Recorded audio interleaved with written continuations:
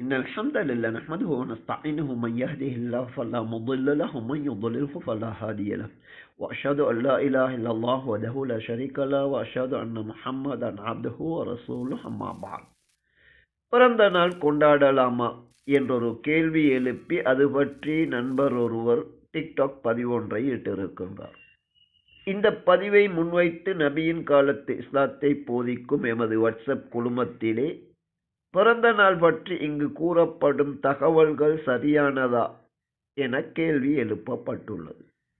இஸ்லாத்திலே பிறந்த நாள் கொண்டாடலாம் என கூறி 4 விடயங்கள் செய்ய வேண்டும் என அந்த நண்பர் கூறுகின்றார்.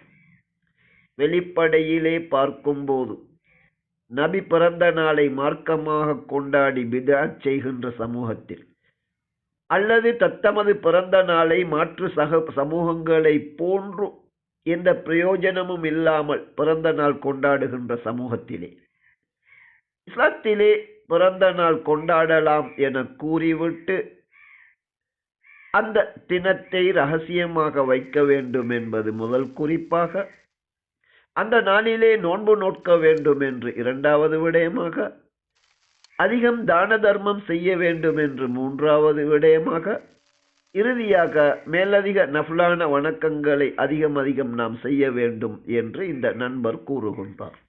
அர்த்தமற்ற செயல்களில் ஈடுபடுபவர்களை புதிய ஒரு கோணத்திலே நல்லவற்றின்பால் திருப்புகின்ற நோக்கமாகவே இவரது பதிவு வெளிப்படையில் நாம் பார்க்கும்போது இதனை காணலாம்.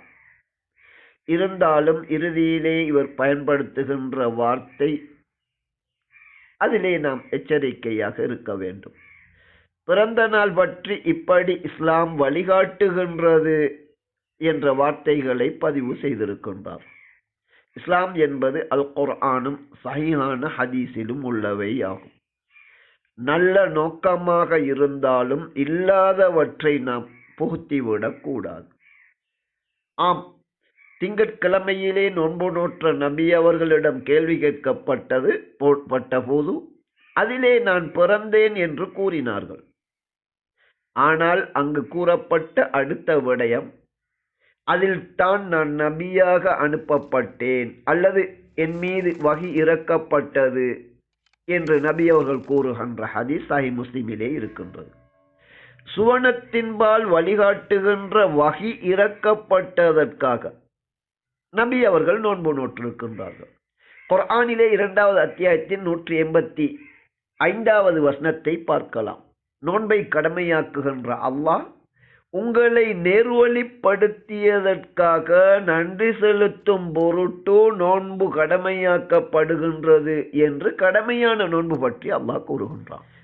பிறந்த நாள் கொண்டாடுவது என்பது இது நபியின் வழிமுறை கிடையாது.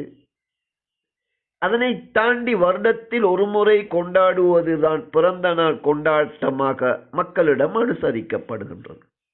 ஆனால் நபி அவர்கள் கிழமையிலே ஒரு நாளாகிய திங்கட்கிழமை நோன்பு நோற்றார்கள். அதிலே வஹி இறக்கப்பட்டது என கூறினார்கள். இதனை தாண்டி அந்த நாளை குறிப்பிட்டு அதிகம் சதகா செய்தார்களா, மேலதிக நல்லமல்களை செய்தார்களா என்றால் அப்படி ஒரு ஆதாரம் கிடையாது. நபி வழியை ஏற்றுக்கொள்ளுகின்ற பழக்கம் உண்மையான ஒவ்வொரு முஸ்லிமிடமும் வர வேண்டும். எனவே பிறந்த நாள் கொண்டாட்டம் என்பது நபியின் பிறந்த நாளை மார்க்கமாக கொண்டாடினால் அது பித்அத்தாகும், ஈமானை பறித்துவிடும். தத்தமது பிறந்த நாளை கொண்டாடுவது என்பது உலக காரியமாக செய்தால் பாவங்கள் இல்லாதவரை அதில் குற்றம் கிடையாது. ஆனால் இந்த நண்பரின் முயற்சி நல்லவற்றை தூண்ட வேண்டும் என்ற அடிப்படையில் ஒரு சில விடயங்களை கூறியிருக்கின்றார். இருந்தாலும் மார்க்கத்திலே நாம் அப்படி வரம்பு மீறிவிடக் கூடாது. தெரிந்தோ தெரியாமலோ அந்த இறுதி வார்த்தைகள் தவறாக அமைந்திருக்கின்றன. எனவே பிறந்த நாள் என்ற ஜாஹிலிய பழக்கம் பற்றி சிந்திப்பதை விட்டுவிட்டு ஒவ்வொரு திங்கட்கிழமையிலும் அல்லாஹ் இந்த நேர்வழியை தர ஆரம்பித்தான் என்ற அடிப்படையிலே நாம் நோன்பு நோட்க வேண்டும். இதனை தாண்டி பிறந்த நாளிலே மேலதிகமான இங்கு கூறப்பட்ட விடயங்கள் அது மார்க்கமாக செய்யலாமா, இஸ்லாம் கற்றுத்தருகின்றதா என்றால் அப்படி கிடையாது. பொதுவாகவே தான தர்மம் முடியுமானவரை அதிகமாக செய்ய வேண்டும். அல்லாஹ்வை நாம் நெருங்குவதற்கு மேலதிகமான வணக்கங்கள் இவைதான் வழிவகுக்கின்றன என நபி அவர்கள் கூறியிருக்கின்றார்கள்.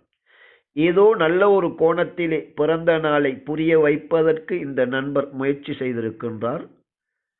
அந்த நல்ல நோக்கம் இருந்தாலும் பிறந்த நாளில் இந்த 4 விடயங்களை செய்ய வேண்டும், இது இஸ்லாம் கற்றுத்தருகின்றது என கூறியிருப்பது இது சரியானதல்ல. இதனை நாம் திருத்திக் கொள்ள வேண்டும்.